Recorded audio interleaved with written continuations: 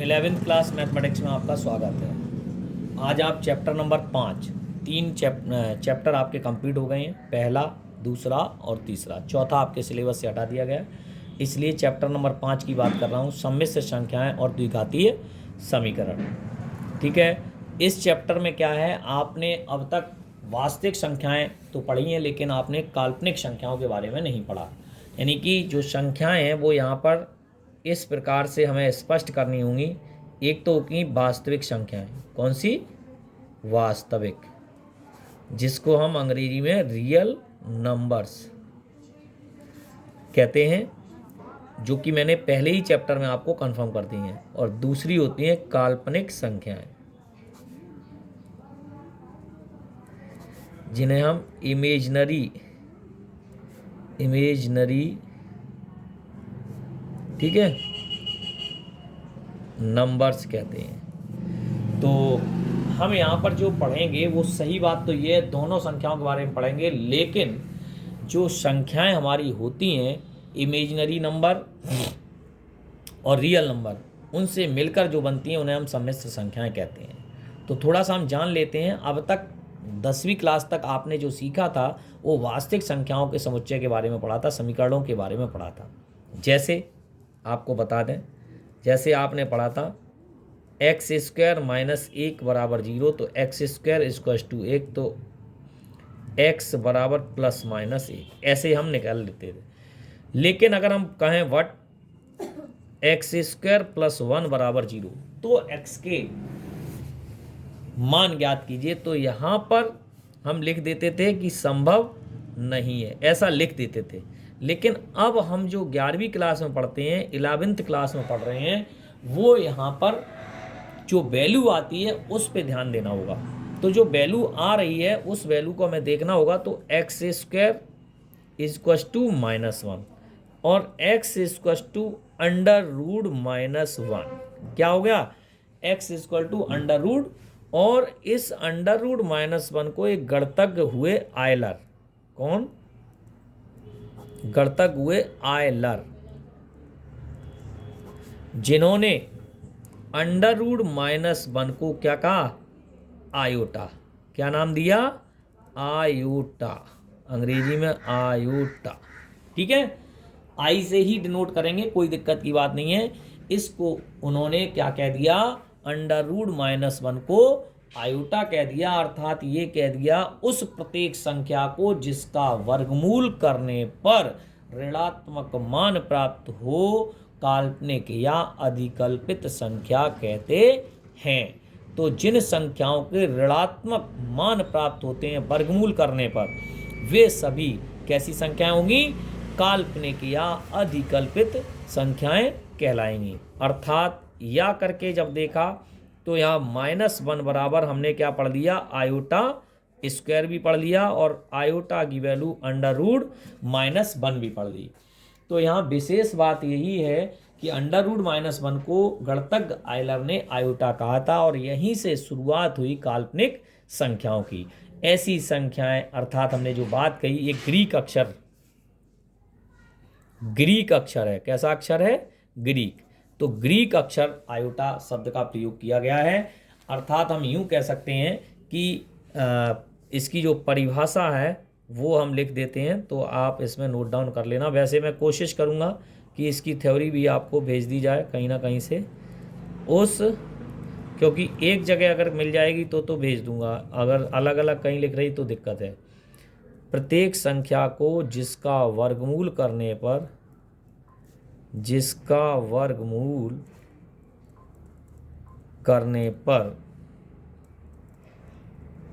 ऋणात्मक मान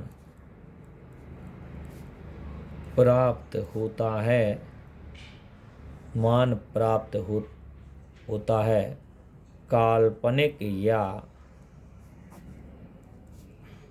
अधिकल्पित संख्या कहलाती है। ठीक है, अर्थात प्रत्येक ऋणात्मक संख्या का वर्गमूल, हम ये भी कह सकते हैं, अर्थात प्रत्येक ऋणात्मक संख्या का वर्गमूल एक काल्पनिक संख्या होती है। काल्पनिक संख्या होती है। तो ये भी कहानी है। तो इसकी जो डेफिनेशन है उसको ध्यान से समझना होगा आपको और पढ़ना होगा बार बार। उस प्रत्येक संख्या को जिसका वर्गमूल करने पर ऋणात्मक मान प्राप्त होता है काल्पनिक या अधिकल्पित संख्या कहते हैं। अर्थात प्रत्येक ऋणात्मक संख्या का वर्गमूल एक काल्पनिक संख्या होती है। जैसे उदाहरण के तौर पर हम आपको बहुत सारी संख्याएं लिख देंगे, जैसे √-3, ठीक है, √-3 है, √-9 है, √-16 है, √-25 है, √-36 है, √-10 है ना। इस तरीके से एक्सेट्रा बहुत सारी संख्याएं हैं। तो इनको आप कन्वर्ट कर देते हैं। अभी सिखाया है मैंने। तो कैसे करेंगे, अंडर जैसे -3 आ गया तो आज से आप पढ़ेंगे इसको। क्या पढ़ेंगे, √-1 की वैल्यू क्या थी, आयोटा। तो √-1 की वैल्यू आयोटा हो गई। तो √3 का स्क्वायर रूट √3 हो गया। तो बाहर क्या लिख देंगे, आयोटा। बस यही इसका सटीक आंसर होगा, ठीक है ना। √-9 इसका क्या होगा, √-1 की वैल्यू तो आयोटा हो गई, लेकिन 9 का स्क्वायर रूट कितना हो गया, 3। तो क्या पढ़ेंगे, 3 आयोटा। ऐसे ही √-16 है, -16 को क्या पढ़ेंगे बच्चों, 4 आयोटा। तो इस तरीके से हम इनकी वैल्यू भी फाइंड कर सकते हैं। बोलो भाई। तो हमें कभी भी अगर आवश्यकता पड़ती है अंडर रूट के अंदर अगर नेगेटिव आता है तो इस तरीके से हम उसकी वैल्यू, वैसे तो हमने पढ़ा ही √25 का, √16 का, सबके वर्गमूल पढ़े हैं, लेकिन √-1 क्योंकि यहाँ पे हम पढ़ रहे हैं √-1 इक्वल आयोटा में एक ही चीज पता हो गई, √-1 बराबर आयोटा या आयोटा स्क्वायर इक्वल -1। ये वैल्यू हमें पता चल गई, ठीक है। तो यहाँ पर हम आपको एक चीज़ और सिखा देंगे, क्या, आयोटा की पूर्णांक घातें भी। तो यहाँ पर हम बात कर लेते हैं आयोटा की पूर्णांक घातें। इसका मतलब ये है, जैसे मान लो हमें आयोटा की वैल्यू जो भी है, चूँकि हम जानते हैं क्या जानते हैं, √-1 बराबर आयोटा और आयोटा स्क्वायर इक्वल -1। अगर हम यहाँ आयोटा क्यूब की वैल्यू देखें तो हम इसको आयोटा स्क्वायर इंटू आयोटा, बेटा हमने आपको नियम पढ़ाया a की पावर m इंटू a की पावर m बराबर a की पावर m प्लस n। ये सभी जो घातें होती हैं वो सभी इन्हीं सूत्रों से ओपन होंगी। तो आयोटा स्क्वायर की वैल्यू कितनी हो गई, -1। तो इसकी वैल्यू कितनी हो गई, -1 और इंटू आयोटा, तो वैल्यू क्या हो गई, माइनस आयोटा। ऐसे ही हम लाए आयोटा की घात 4, तो आयोटा स्क्वायर की घात 2, आयोटा स्क्वायर का मान -1 का स्क्वायर करेंगे तो क्या आ गया, +1। फिर हम लाए आयोटा की घात 5 और आयोटा की घात 5 को क्या पढ़ेंगे, आयोटा स्क्वायर का होल स्क्वायर और इंटू आयोटा, वही 4 + 1। तो ये बन गई कितनी, 1 इंटू आयोटा, तो क्या बन गई, आयोटा। आयोटा की घात 6, ऐसे ही हम आयोटा की घात 6 करेंगे तो आयोटा स्क्वायर की होल घात 3 और आयोटा स्क्वायर क्या बन गया, -1 की घात 3, तो क्या हो गया, -1। फिर हम बात करें आयोटा की घात 7, तो आयोटा की घात 6 इंटू आयोटा, आयोटा की घात 6 का मान कितना आया, -1 और इंटू आयोटा, तो कितना हो गया, माइनस आयोटा। आयोटा की घात 8, तो आयोटा स्क्वायर की होल घात 4, तो -1 की होल घात 4। अगर ये सम होगा तो +1 देगा। तो एक चीज़ और क्लियर हो गई कि जिनकी आयोटा की घात यदि 4 या 4 का गुणज है, 4 4 दूना 8, 4 तिया 12, 4 चौके 16, 4 पंचे 20, अगर वो 4 या 4 का गुणज है तो उसकी वैल्यू सदैव +1 होगी, ठीक है। यदि वो विषम है तो या तो माइनस आयोटा या प्लस आयोटा, यदि वो सम है या +1 या -1। इस तरह से बहुत सारी चीज़ें आपको यहाँ पर मिल जाएंगी, नोट डाउन भी करा दूंगा। तो मैं पॉइंट आउट कर दे रहा हूँ यहाँ पे, बोले आप नोट कर लेना कॉपी पे ही क्या पॉइंट आउट होंगे।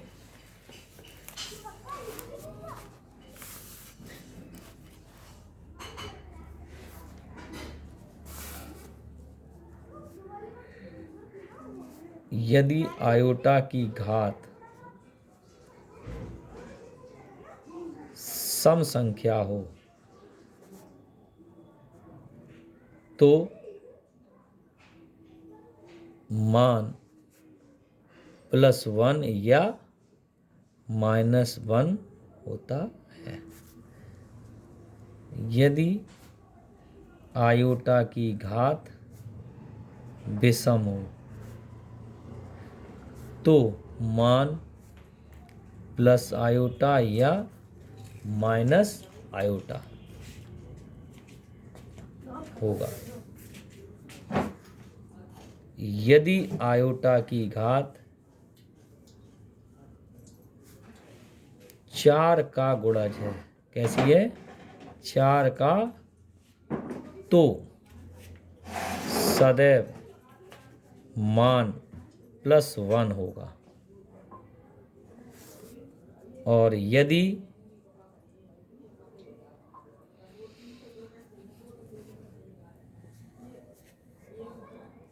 आयोटा की क्रमागत 4 घातों का योग करें तो 0 प्राप्त होता है।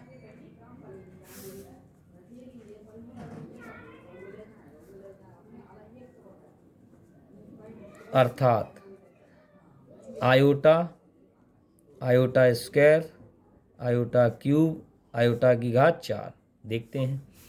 आयोटा ही रहेगा, -1 हो जाएगा, माइनस आयोटा हो जाएगा, +1, देख लो ये इससे कट गया, ये इससे कट गया, क्या आ गया, 0। तो यहाँ से यदि आयोटा की घात कैसी है, कैसी है, लगातार है, क्रमागत है, 4 घातों का योग किया जाए तो उसका जो मान होता है वो 0 होता है। ठीक है, तो ये बातें आपके समझ में आ गई, यहाँ तक क्लियर हो गया सबके।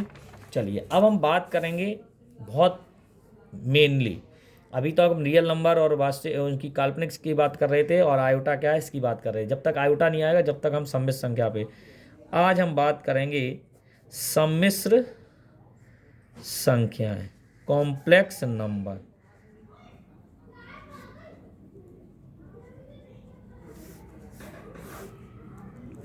तो कॉम्प्लेक्स नंबर क्या होता है, यदि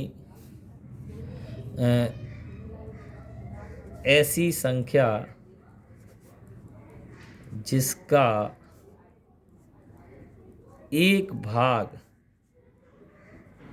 वास्तविक तथा दूसरा भाग कैसा हो, काल्पनिक हो, उसे सम्मिश्र संख्या कहते हैं। इसे कैपिटल Z से व्यक्त करते हैं, जैसे Z बराबर A प्लस आयोटा B। ठीक है, ये इसका कहलाता है वास्तविक भाग, क्या कहलाता है, वास्तविक भाग, और ये कहलाता है काल्पनिक भाग। इसको रियल Z कहते हैं और इसको इमेज Z कहते हैं। ठीक है, हाँ, तो इस तरीके से हम यहाँ पर जो रूप लिखा हुआ है, कोई भी सम्मिश्र संख्या Z बराबर A प्लस आयोटा B या X प्लस आयोटा Y, ऐसे भी पढ़ सकते हैं आप, इस पर कन्फ्यूजन ना हो, यहाँ X है वहाँ। तो यहाँ रियल Z क्या हो गया A और इमेज Z क्या हो गया B। जो आयोटा का कोफिशिएंट होता है, गुणांक होता है, उसी को हम कहते हैं। ठीक है ना, इतनी बात सबको क्लियर हो गई, इमेज Z और काल्पनिक Z छांटना आ गया। चलिए ठीक है, अब हम बात करेंगे बच्चों, जैसे हमने यहाँ पर लिख दिया z बराबर -2 + 3 आयोटा। सेकेंड z बराबर √3 + √2 आयोटा। ठीक है, तो इसमें रियल z पूछा गया, तो रियल z कितना हो जाएगा -2 और इमेज z कितना हो जाएगा 3। ऐसे ही रियल z पूछा जाए तो कितना लिख देंगे √3 और इमेज z पूछा जाए तो कितना लिख देंगे √2। अगर हम इसी को इस तरह लिख दें z बराबर 2 आयोटा, तो इसमें रियल z क्या होगा? तो पहले तो हम इसको लिखेंगे तो 0, जो पार्ट नहीं होगा वो शून्य हो जाता है, तो 2 आयोटा तो आ गया। रियल z क्या आ गया 0 और इमेज z क्या आ गया 2। ऐसे ही चौथा एक और लिख दे रहा हूँ, तो z बराबर 5, तो पहले लिखेंगे z बराबर 5 + 0 आयोटा, तो रियल z हो गया कितना 5 और इमेज z हो गया 0। ठीक है, तो इस तरह से अपन लोग सीख सकते हैं। रियल z हो गया 0 इसमें और इसमें इमेज z हो गया 2। ठीक है, इसमें रियल z हो गया 5 और इमेज z हो गया 0। तो इस तरीके से हम क्या कर सकते हैं, फाइंड आउट कर सकते हैं, अर्थात इसकी हम बात कर सकते हैं सम्मिश्र संख्या की। ठीक है, तो सम्मिश्र संख्या की भी बात हो गई है ना। इसके बाद हम एक पॉइंट और आपको बताने वाले हैं, क्रमित युग्म। क्या? क्रमित युग्म। बहुत सरल सी चीज है, ऑर्डर्ड पेयर। ये क्या होता है? ये हैमिल्टन ने, एक हैमिल्टन गणितज्ञ हुए थे, उन्होंने दिया था। हैमिल्टन ने कि सम्मिश्र राशि को क्रमित योग के रूप में क्या परिभाषित किया, जैसे z बराबर x + आयोटा y को x, y किस रूप में? x, y के रूप में व्यक्त किया।